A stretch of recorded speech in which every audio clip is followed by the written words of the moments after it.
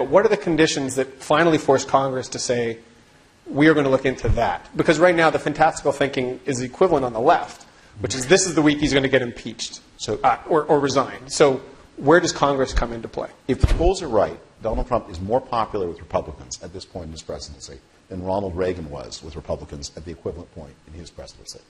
Now, Ronald Reagan was a lot more popular than Donald Trump is, but in those days the parties were more randomly distributed. So there remained in those days some pro-choice or socially moderate Republicans who were not enthusiastic about Ronald Reagan, and many very socially conservative Democrats who were. So his total numbers were higher, but he didn't have the lock grip on the party that Donald Trump has.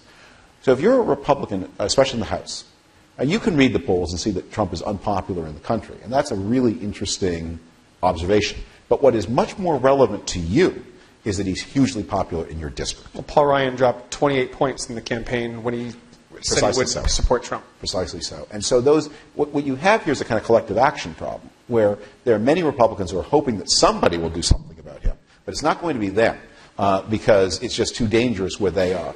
And that's why he's in more trouble in the Senate than he is in the House, because senators are, of course, elected from statewide districts, and in recent years, Senate races have been much more volatile than House races. Now, that may change. It may be that if Donald Trump continues on his path downward, that Republicans get spooked. But one thing I think people do not take seriously enough is there's a real possibility that he could be more popular today, 6 months from today, than he is now. Because wouldn't be that hard. What he has to do is jettison the Paul Ryan health care bill, in which he has very little personal involvement, or even, it's not important to him. He's gotten talked into backing it, but it is something that people don't like. And if you're Donald Trump and you're not too worried about the numbers adding up, that his advice on how the United States can deal with its debt problems is you borrow a lot of money and then you don't pay it back. That's how he managed his businesses. It worked for him. It could work for all of us. He could jettison that plan. He could jerry-rig Obamacare. Then what will happen then, if it looks a little bit more like Obamacare is here to stay, as you know, Medicaid expansion has taken place in 30 states, but not in 20. Some of those governors will begin to think, well, if they're giving out free money, I've been refusing it for half a decade, maybe I'd better sign up. So you'll have some Medicaid expansion. That would be popular. The job market is strong. The economy is expanding.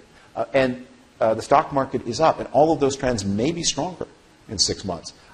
As the world gets more frightening, in part because of the actions of Donald Trump, he's on a kind of cynical but virtuous cycle where flight capital moves to the United States. So you also notice that after the near default of the United States in 2011, 2013, the U.S. dollar went up and interest rates went down because, oh my God, this world is so terrifying that the United States government could default.